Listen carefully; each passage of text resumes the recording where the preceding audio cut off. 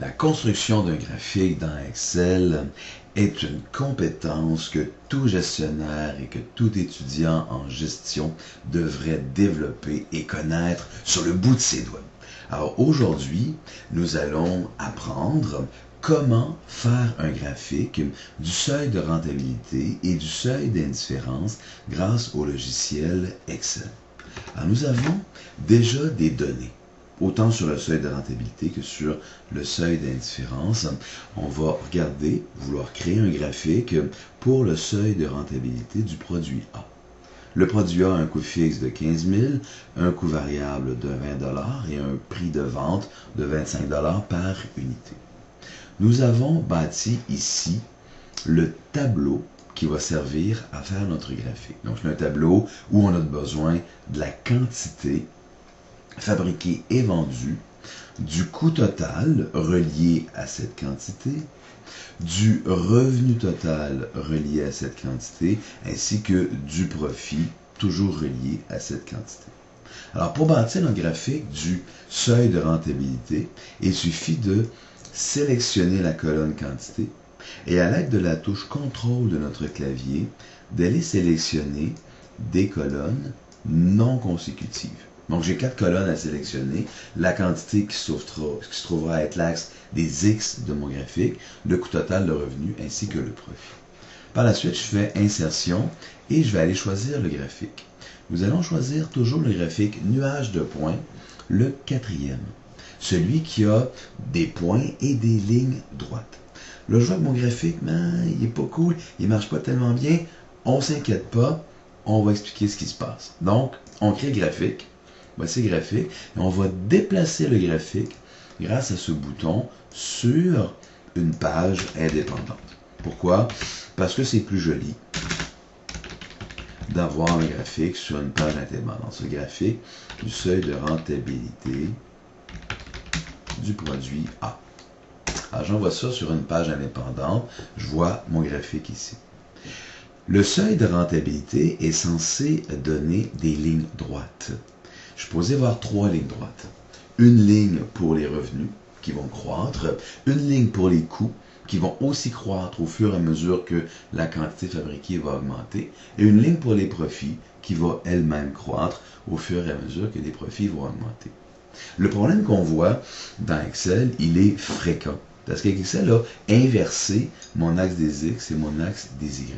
Alors, j'ai juste à lui dire ici, il y a un bouton où on dit inverser les colonnes et les lignes. En faisant ça, tadam, j'obtiens exactement le graphique que je vais obtenir sur le seuil de rentabilité. Et le logiciel a lui-même nommé mes lignes. Donc, je vois que j'ai 3 lignes, la ligne du coût total, la ligne du revenu, ainsi que la ligne du profit. Je vais organiser un peu mon graphique. Je vois que le maximum était 3500, donc je vais modifier mon axe des X en lui disant, le maximum, je veux à 3500, pas nécessaire, ça va être plus haut que ça. Ici, le maximum est mal défini, mais je pourrais le mettre à 90 000. Je sais que je ne vais pas en haut de 90 000 et je ne vais pas en bas de moins 20 000. Donc, je vais faire la même chose pour mon axe des Y, le format de l'axe des Y. Moins 40 000, ce n'est pas nécessaire. Je vais juste le mettre à moins 20 000.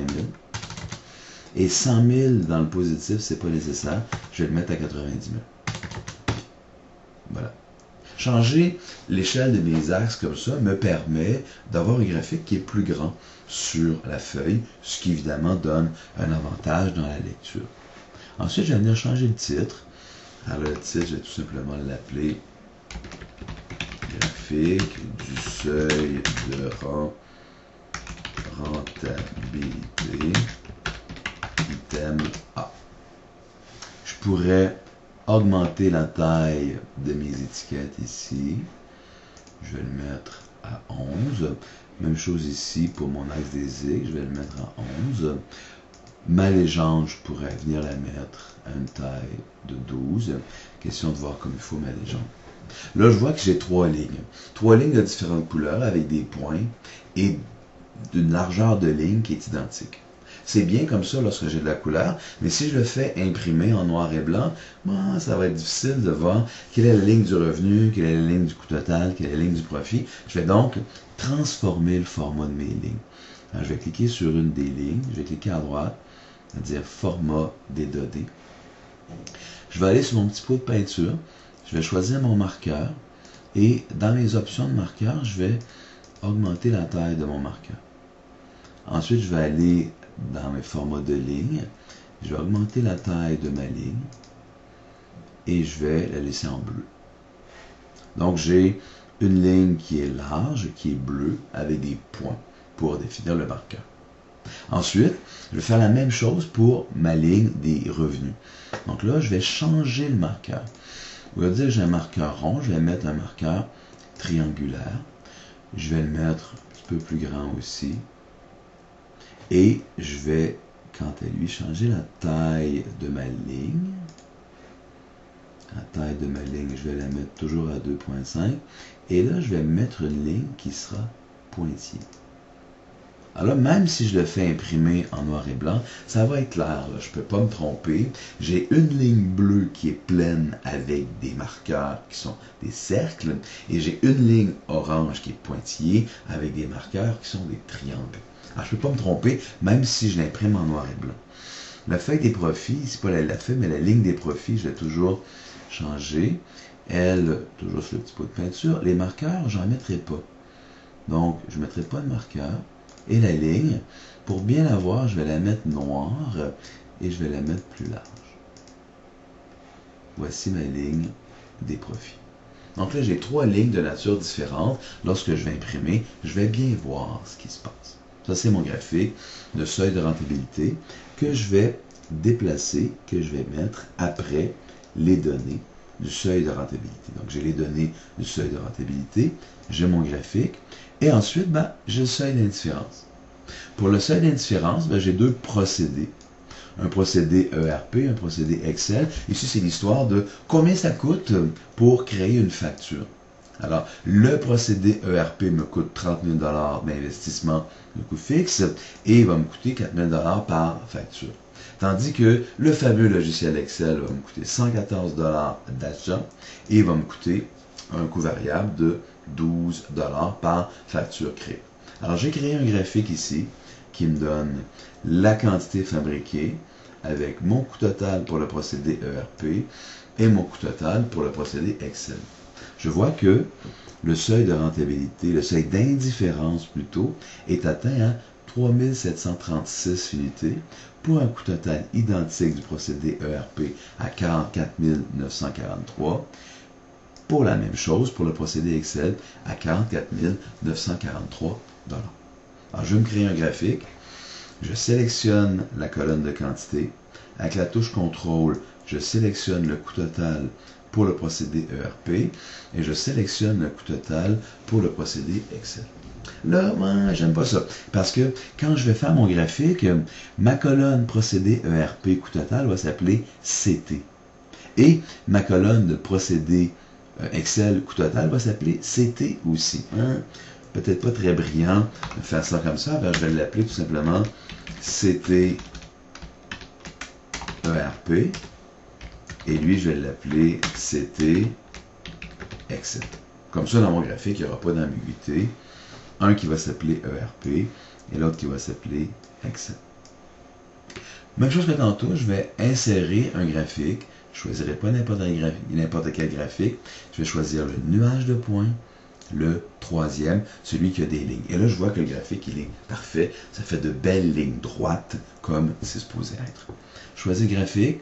Je le déplace sur une nouvelle feuille que je vais appeler graphe seuil d'indifférence.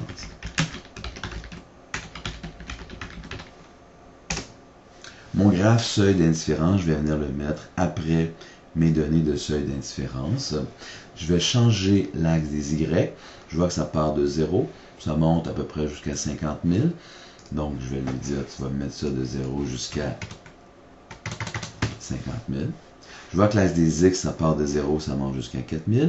Alors, pour l'axe des X, je vais lui dire aussi, tu vas lui mettre ça de 0 jusqu'à 4 000 unités. J'ai deux lignes qui sont identiques, mais pas de la même couleur, ce qui va créer encore une fois un problème d'identification de ligne lorsque je vais l'imprimer en noir et blanc. Alors, la ligne pour le coût total de l'utilisation, de création des factures par un ERP. Cliquez à droite, format de l'axe. Le marqueur, je vais le laisser rond, mais je vais le mettre à 10. La taille de la ligne, je vais mettre ça à 2.5. Je vais le laisser en bleu, tout simplement. Ma ligne qui est plutôt orange, je vais la laisser en orange. Mon marqueur, je vais le changer. Je vais mettre un marqueur sous forme de triangle, à 10 aussi. Et ma ligne, je vais la mettre toujours en orange, à 2.5, avec un pointillé. Alors c'est sûr que je ne pourrais pas me tromper. Il est clair que le coût total d'Excel, c'est un pointillé avec une marque triangulaire, tandis que le coût total de l'utilisation du ERP, c'est une ligne bleue pleine avec un cercle comme marque. Je vais augmenter la taille de ma légende. Je vais mettre ça à 12. Je vais augmenter la taille de mon axe des Y. Je vais le mettre à 11. Augmenter la taille de mon axe des X, aussi le mettre à 11. Je vais mettre un titre. Mon titre va s'appeler seuil, je vais l'appeler graphique du seuil d'indifférence, procédé ERP et Excel. Voici un super graphique de seuil d'indifférence où on voit qu'effectivement, mes deux lignes de coût se croisent au seuil d'indifférence qui est à 3736 unités. Je pense que nous avons bien atteint notre objectif de pouvoir créer deux graphiques, un pour le seuil de rentabilité et un pour le seuil d'indifférence grâce au logiciel Excel.